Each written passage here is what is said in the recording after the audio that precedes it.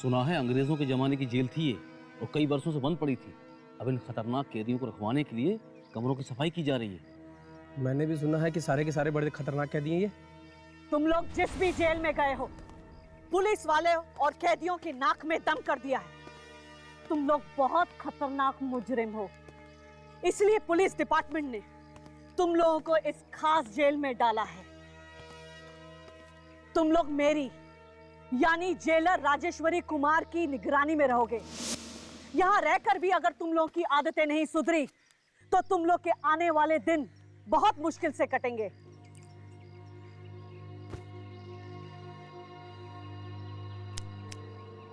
ए, तेरा नाम क्या है?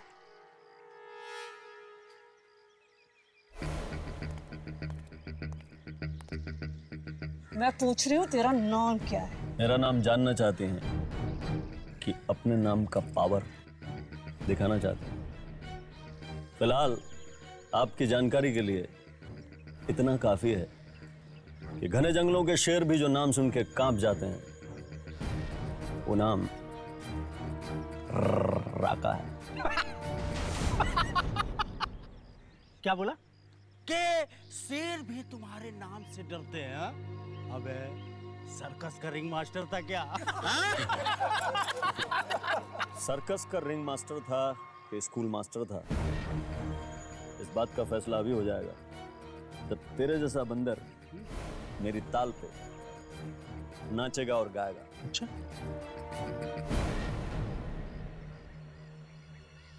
मेरा नाम जानता है क्या? चूहे बिल्लियों को नाम से नहीं, सीटी से बुलाते हैं।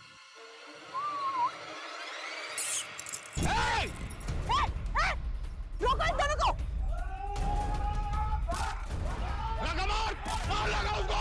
मार उसको! मुर्दा दे! मार उसको! पकड़ो इन दोनों को, अलग करो! बस करो, रुक जाओ! ले जाओ इन्हें और कमरे में बंद कर दो। बहुत शौक है ना तुम दोनों को अपनी ताकत दिखाने का। ले जाओ इन्हें और एक ही कमरे में बंद करो। मैं भी देखती हूँ ये लोग कब तक लड़ते हैं। ले जाओ इन्हें, जाओ। तुम लोग कौन हो? आप लोगों को घर ढूंढने में कोई परेशानी तो नहीं हुई? कुछ खास नहीं, पूछते पूछते पहुंच गए थे। अरे ये क्या? क्या हुआ?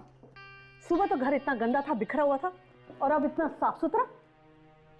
शायद किसी ने पीछे से सफाई कर दी होगी। कौन करेगा? मैंने घर को बाहर से बंद किया था। हाँ, शायद बहादुर ने किया होगा, उसके पास घर की डुप्लीकेट चाबी है। बहादुर! पर जिससे हमने यहाँ का पता पूछा, जेल का नाम सुनकर तो पैर कांपने लगे उसके। जरूर वो कोई मुजरिम ही होगा। बहादुर! आप लोग बैठी, मैं बहादुर को देख कर आती हूँ। बहादुर! कौन हो तुम? मालती। मालती? कौन मालती? और तुम अंदर कैसे आई? उस पीछे के दरवाजे से। कई साल हो गए, उस पीछे के दरवाजे का कांच आज भी टूटा हुआ है। पीछे के दरवाजे से? पर तुम हो कौन?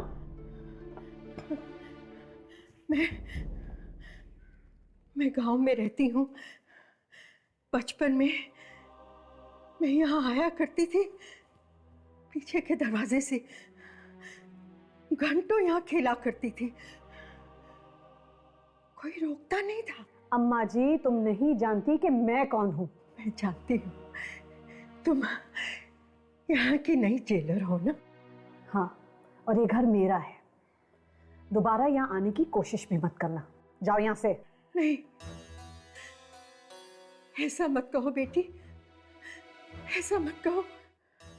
मैं तुम्हारा पूरा ख्याल रखूंगी। तुम्हारे घर की साफ सफाई करूंगी, तुम्हारा खाना भी बनाऊंगी। तुम्हें शिकायत का कोई मौका नहीं दूंगी। मुझे जाने के लिए मत कहना। मुझे जाने के लिए मत कहना। बड़ी अजीब औरत है। वैसे मैं सोच ही रही थी कि यहाँ काम वाली बाई कहाँ मिलेगी। और देखिए ना, मुझे ढूंढना भी नहीं पड़ा। अगर कोई भी चीज इतनी आसानी से मिल जाती है तो सावधानी बरतना और भी जरूरी हो जाता है। क्या मतलब? मैं कुछ समझी नहीं। अब कुछ नहीं, वो मेरे दोस्त को थोड़ी हाई फाई बातें करने की आदत है। जी मैम, दरअसल हम आपसे हमारी डॉक्यूमेंट्री फिल्म के बारे में बात करने आए थे जो हम उस जेल पे बना रहे। हाँ, आप लोगों ने मुझे बताया था। परमिशन मिल गई आप लोगों को? जी, हमारे पास लेटर है।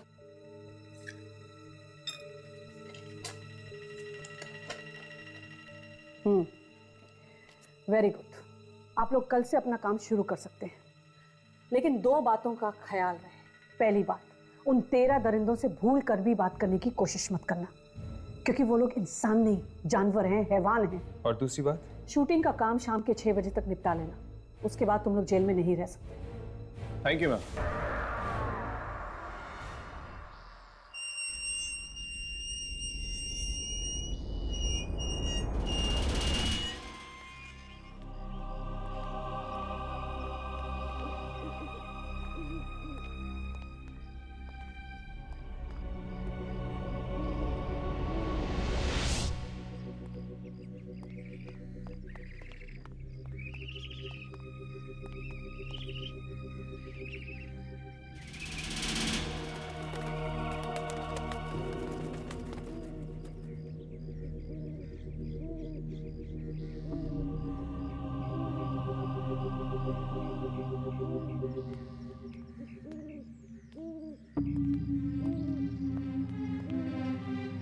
ये जेल तो बिल्कुल खंडर बन गया है।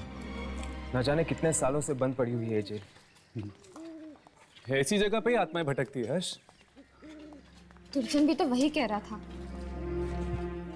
लेकिन वो आत्मा चाहती क्या है और यहाँ पर क्या कर रही है? ये भी कोई पूछने की बात है हर्ष? आत्माओं से कोई पूछता है कि तुम यहाँ करती क्या हो? लेकिन राघव, ये जेल तो इतने सालों से बंद पड़ी हुई है और यहाँ पर कोई भी नहीं है। आत्माओं को कोई चाहिए क्या बात करने के लिए? ये सब तो मुझे नहीं पता। मैं तो इतना जानता हूँ कि इन आत्माओं को हमारे कैमरा में रिकॉर्ड करना है, ताकि वो जो दुर्जन का बॉस छुपा हुआ है, लूसी फरेलो, वो उनसे बात कर सके। वो बात नहीं करता राघव, वो उन आत्माओं को खा जाता है। खा जाता है? इतनी ताकत है उसमें? हाँ, इसीलिए तो इतनी सारी आत्माएं कैद की हुई हैं उसे।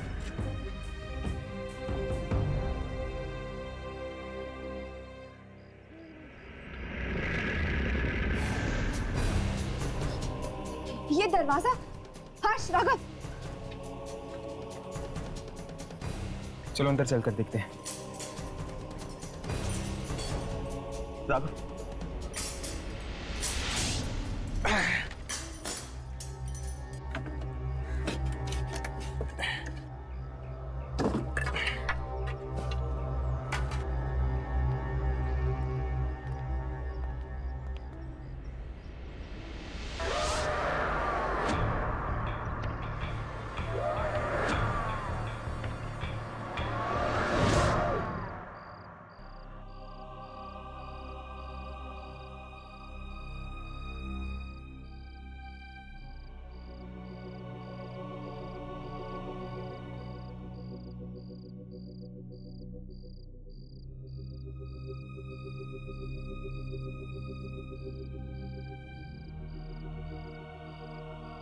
कैसी भयानक जगह है ये। न जाने कितने लोगों की मौत हुई होगी यहाँ पर। कमाल है, इतने सालों बाद भी यहाँ पर रस्सी लटकी हुई है। चलो अंदर चलकर देखते हैं। नहीं हर्ष, मुझे ये जगह बहुत अजीब लग रही है। हाँ, यामिनी, कुछ नहीं होगा, चलो।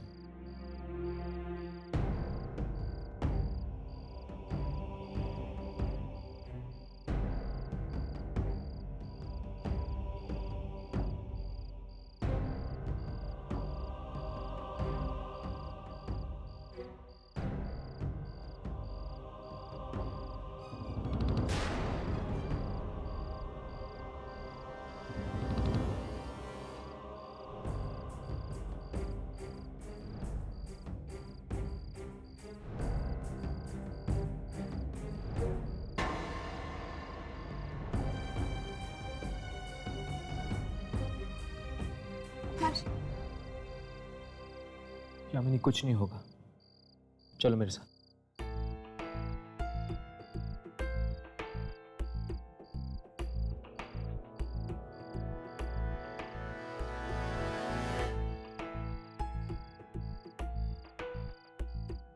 ये बदबू कैसे? मुझे लगता है आसपास में कोई चूहा मरा हुआ है।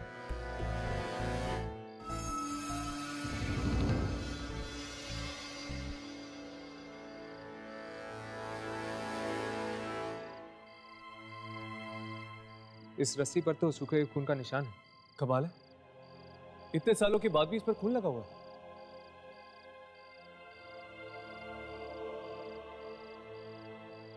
राघव, क्या कर रही हो तुम? कुछ नहीं यार, देखता हूँ चलता है कि नहीं।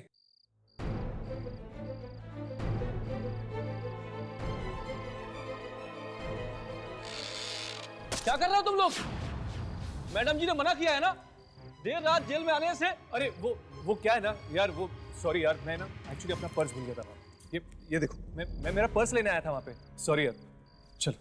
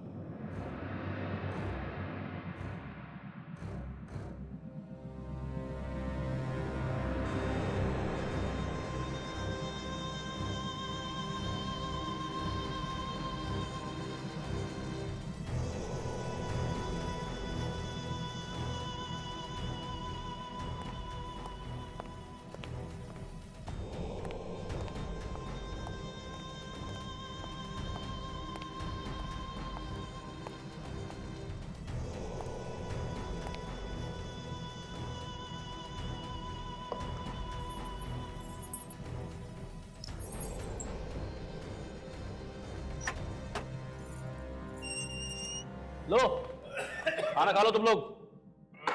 शुक्र मनाओ कि मैडम ने खाना देने को मना नहीं किया है, वरना तुम जैसे कैदियों का वो क्या हाल करती तुम सपने में नहीं सोच सकते, समझे? तेरा का ले, तू भी खाना खा ले।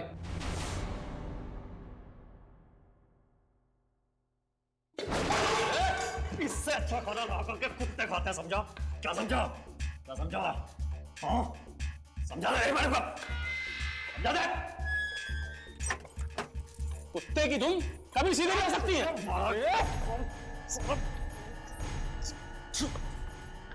बहुत चर्बी चढ़ गई है। अभी जाके मैडम को बताता हूँ।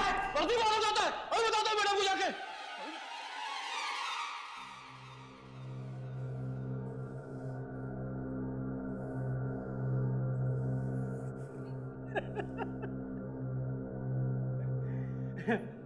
अबे जेलर का गुस्सा इस खाने पे क्यों निकाल रहा है? हाँ? गुस्सा किस पे निकालना है किस पे नहीं निकालना समझा मत, समझाना। खाना खा, खाना खा। 35 बार जेल तोड़ के भागा हूं, हजारों जेलर देखे हैं। जेलर तो हमने भी कई देखे हैं, पर ये टेढ़ी खीर है, इससे निपटना इतना आसान नहीं होगा, समझा? हम तो चले सोने।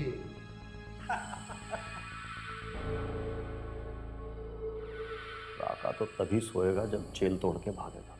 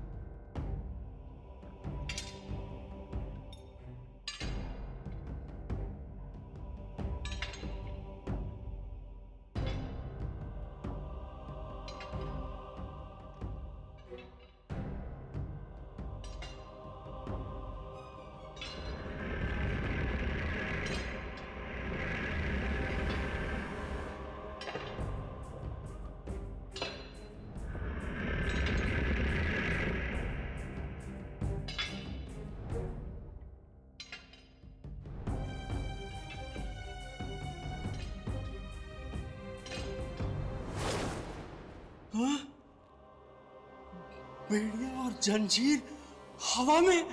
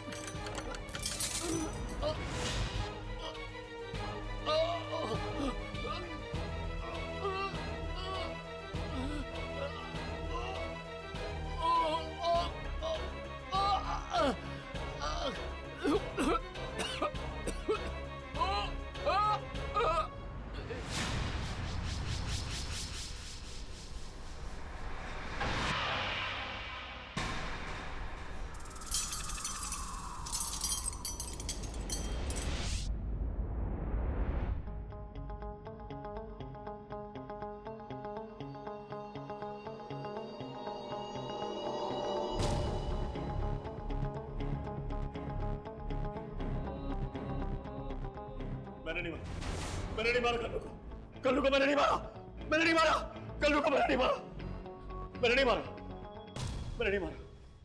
तूने नहीं मारा? अगर तूने नहीं मारा तो क्या तेरा चाचा आया था उसे मारने के लिए? तेरे सिवा वहां और कोई नहीं था।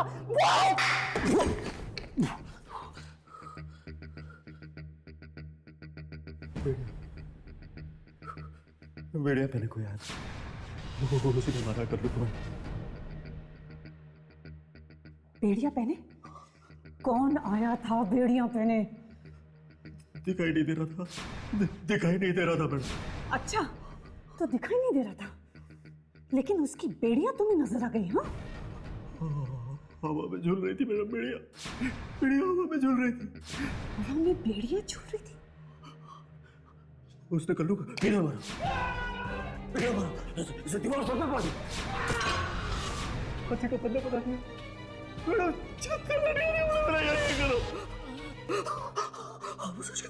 कल्लू को उसने मारा।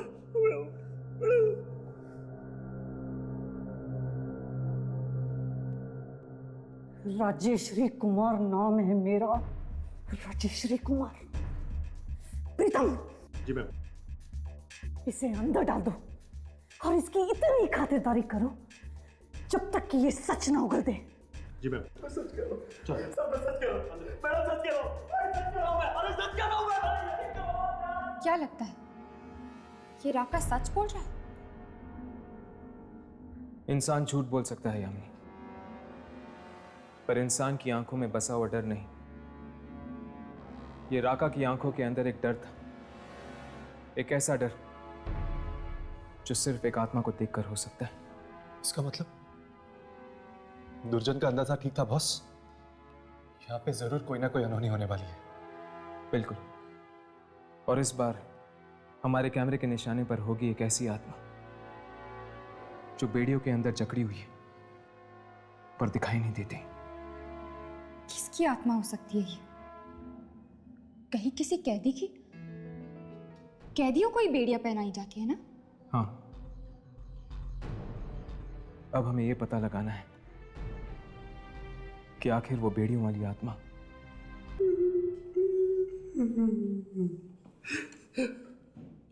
देख, तेरी भलाई इसी में है कि तू अपना जुर्म कबूल कर ले कि राका को तूने मारा है।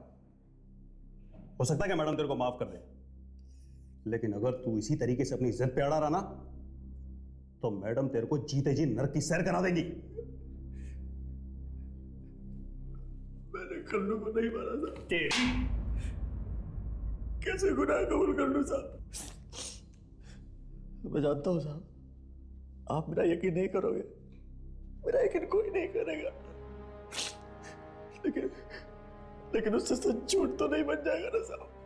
कल्लू को उस बेड़ियों वाले ने मारा है साहब, मैंने देखा है, वो दिखाई नहीं देता साहब। बोला तू बाहर जा, मैं संभाल लूंगा इसको। सर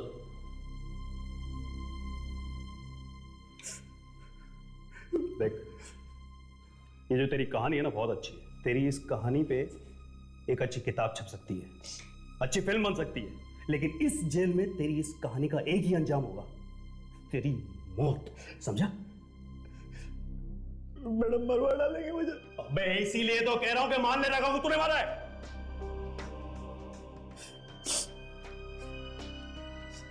साहब, एक सवाल पूछूं आपसे? पूछ। आप आत्माओं में यकीन रखते हो साहब?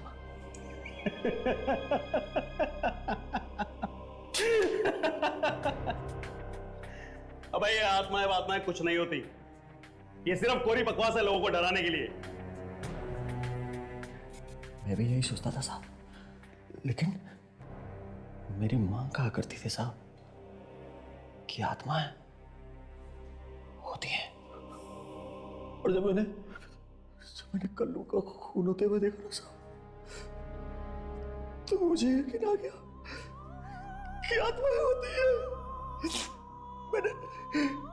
मैंने बेड़ियों वाले की आत्मा को देखा साहब। देख, इतनी देर से तेरी बकवास सुन रहा हूं, इसका मतलब ये नहीं है कि तू मेरे सर पे चढ़ने लगेगा। पागल खाने भिजवा दूंगा ना, तब पता चलेगा तुझे। सर में बिजली के करंट लगेगा तब दिमाग ठिकाने आएगा तेरा। लगवा दो साहब, मुझे पागल खाने में तो साहब बिजली के करंट लगवा दो साहब, मगर मुझे इस जेल में मत रखो साहब। यहाँ पे आत्मा है तो मेरी जान के पीछे लगी हुई है, मुझे यहाँ से बाहर निकलना है साहब। ये अपनी आपस की बात है, मुझे यहाँ से बाहर निकलना है। मैं आपको आपकी मुंह मांगी कीमत दे सकता हूँ साहब। पूरे कितना पैसा चाहिए आपको? मुझे खरीदेगा? रिश्वत देगा मुझे? रिश्वत नहीं दे रहा हूँ साहब, अपनी जान की कीमत दे रहा हूँ। मुझे यहाँ से बाहर निकलना है साहब। सुनो, कितना पैसा चाहिए आपको? मैं दूंगा साहब, बाहर निकाल दीजिए साहब। 25 लाख रुपए हैं तेरे पास में? 50 दूंगा साहब, दूंगा। बैंक में डकैती डाली थी ना, 200 कैश कर रहे हैं उस पर, कैश दे दूंगा साहब, पूरा कैश। मुझे बाहर निकाल दो यार, बाहर निकाल दो। तो ठीक है बेटा, आज की रात तैयार हो जा। आज की रात तेरी आखिरी रात होगी। क्या मतलब? डर मत, आज की रात इस जेल में तेरी आखिरी रात होगी।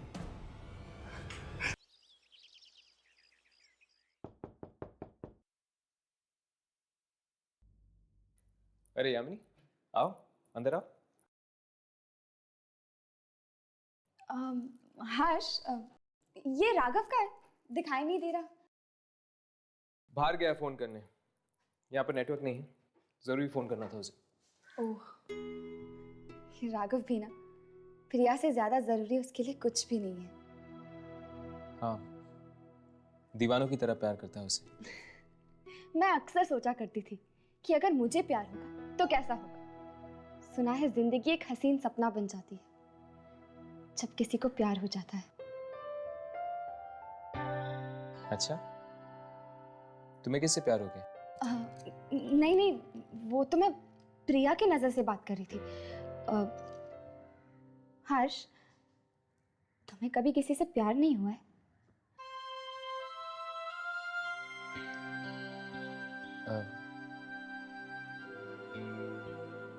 पता नहीं।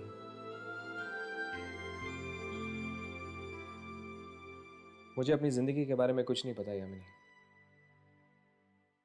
मुझे तो ये भी नहीं पता कि मैं हूं कौन, मेरा नाम क्या है, मेरी पहचान क्या है, मेरे घर वाले कौन है। बस एक दिन अचानक से मेरी आंख खुली और पाया कि मेरी जिंदगी एक कोरे कागज की तरह खाली है। हर्ष, जब तुम अपने अतीत के बारे में बात करते हुए परेशान हो जाते हो तो मेरा मन करता है गले लगा लूं तुम्हें। माना कि तुम नहीं जानते कि कल तुम्हारी जिंदगी में प्यार था या नहीं, पर आज का क्या तुम्हें अपने आसपास मेरा प्यार महसूस नहीं होता? यामिनी, मैं सोच रहा था कि अगर कल्लू को राका ने नहीं मारा बल्कि वाकई किसी आत्मा ने मारा है तो उस आत्मा ने राका को कैसे जिंदा छोड़ दिया? मैं क्या बात कर रही हूँ, और ये है कि कल्लू और राका के बारे में ही सोच रहा है। हाँ हर्ष, वो शायद उस आत्मा को प्यार हो। प्यार? क्या? नहीं, मेरा मतलब है कि शायद उस आत्मा की कोई दुश्मनी हो कल्लू से। नहीं, मुझे नहीं लगता कि वो बेड़ियों वाली आत्मा एक जान लेके शांत होगी। वो और भी लोगों को मारने की कोशिश करेगी। काश हम रात को भी जा सकते वहां। पता नहीं क्या हो रहा होगा इस वक्त जेल में।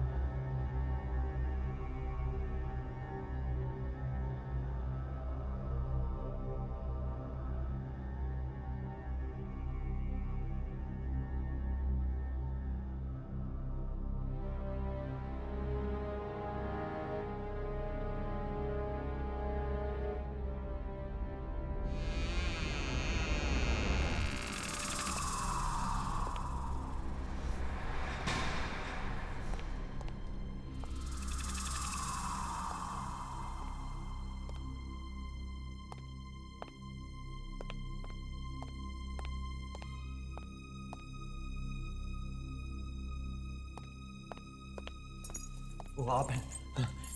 मैं तो डर गया था, मुझे लगा कि बेड़े वाला तो नहीं आ गया। चल बाहर निकल। लगता है मैडम आ गई। आते चल, आते चल।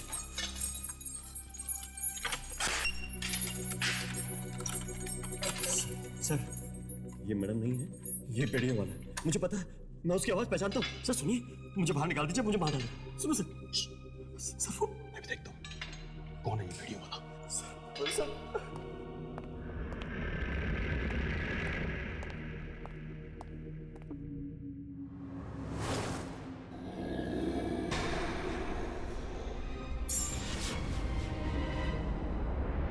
कौन है? कौन है वहां? मैं पूछता हूं कौन है वहां?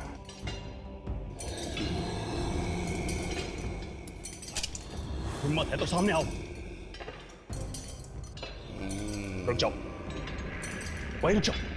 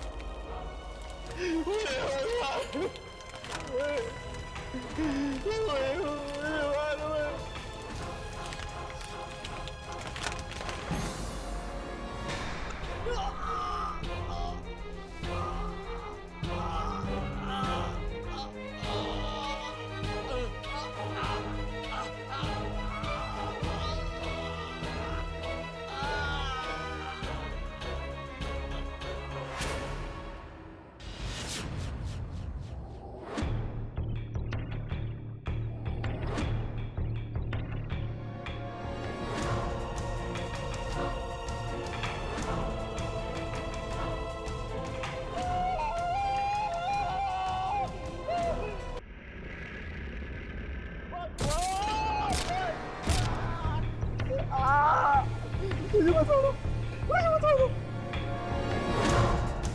मुझे मत मारो, मुझे मत मारो, मुझे मत मारो।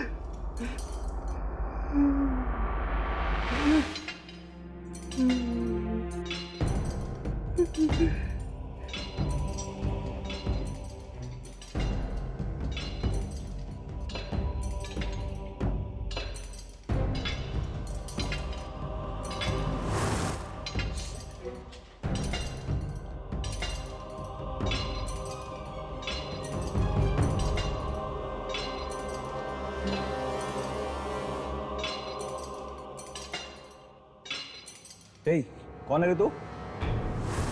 मैं फिर से पूछ रहा हूँ, कौन है तू?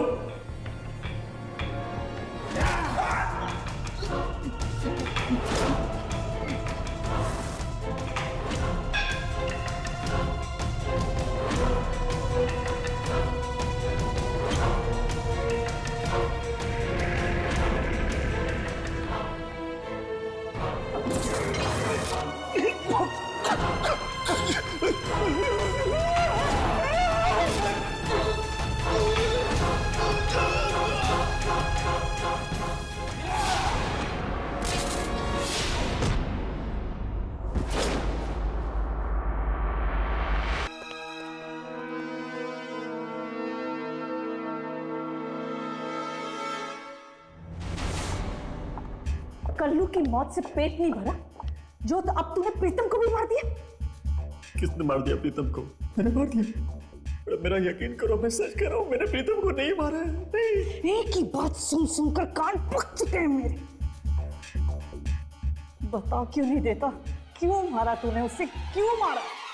मैडम, मैंने नहीं मारा, बेड़ियों वाले आदमी ने मारा है। मेरा यकीन करो, बेड़ियों वाले ने मारा है, बेड़ियों वाले आदमी ने मारा है। बेड़ियों वाला आदमी? बेड़ियों वाला आदमी कौन है? ये बेड़ियों वाला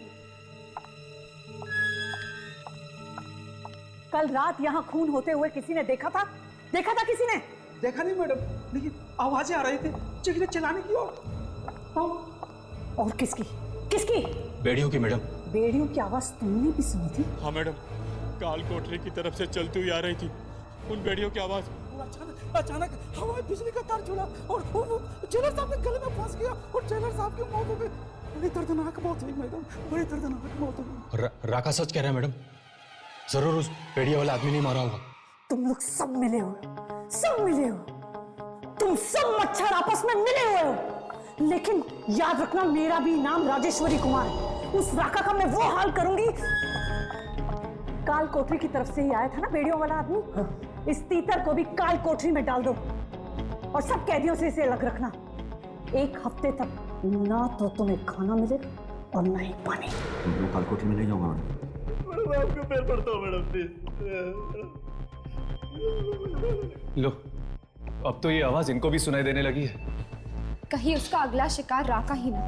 अब इस जेलर को समझाएं भी तो कैसे समझाएं कि इन मौतों के पीछे दूसरी दुनिया की कोई शक्ति का हाथ है।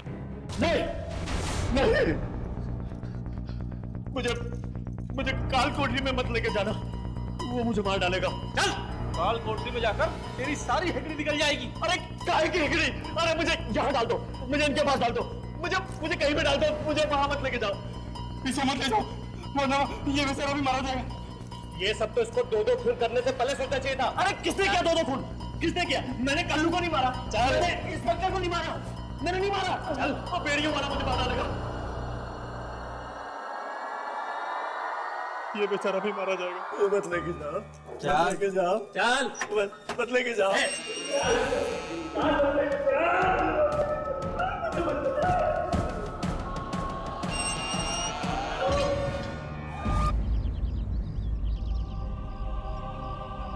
2 दिनों में 3 जनों की मौत, एक कैदी, एक वार्डन और एक पुलिस ऑफिसर। मतलब कि एक बात तो साफ है राघव, अगर ये काम किसी आत्मा का है, वो कैदियों और पुलिस ऑफिसर्स के बीच में कोई भेदभाव नहीं कर रही, जिसे जी चाहे मार रही है। यार हर्ष, मुझे तो लग रहा है कि जरूर किसी पुराने कैदी की आत्मा है, जिसे बेड़ियों में बांध कर रखा गया होगा। हो सकता है, लेकिन मुझे पूरा यकीन है कि कोई ना कोई सराग हमें यहीं मिलेगा।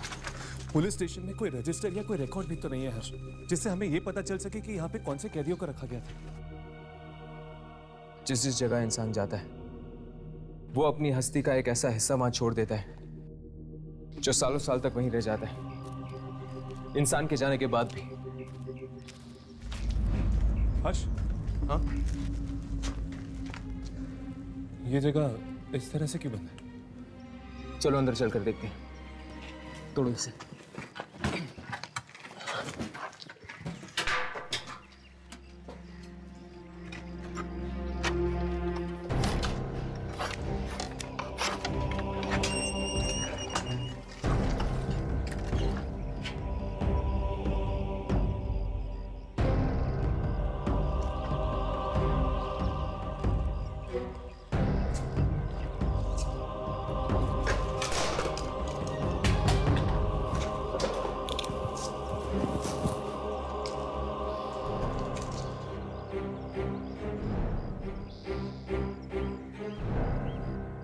न जाने कितने सालों से ये जगह बंद पड़ी होगी।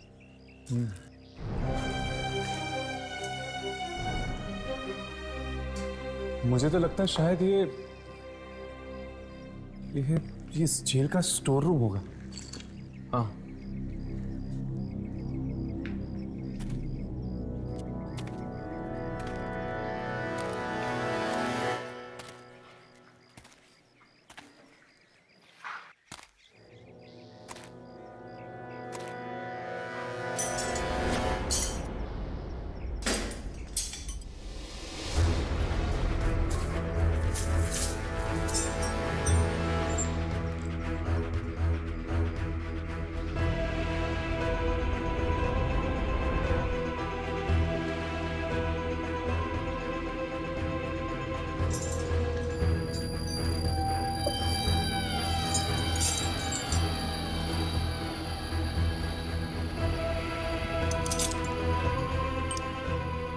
बेड़ियों के ऊपर खून।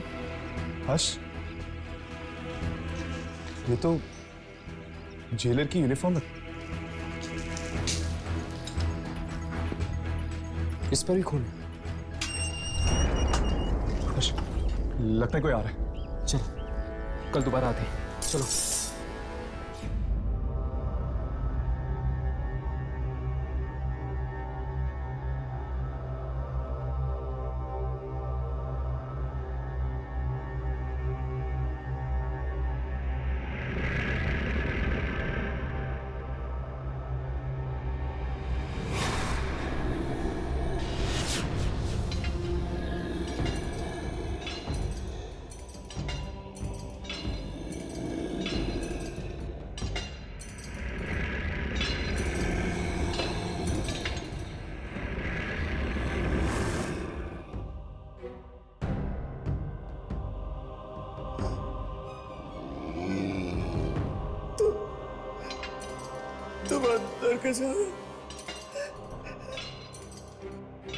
आत्माएं कहीं भी आ सकती है।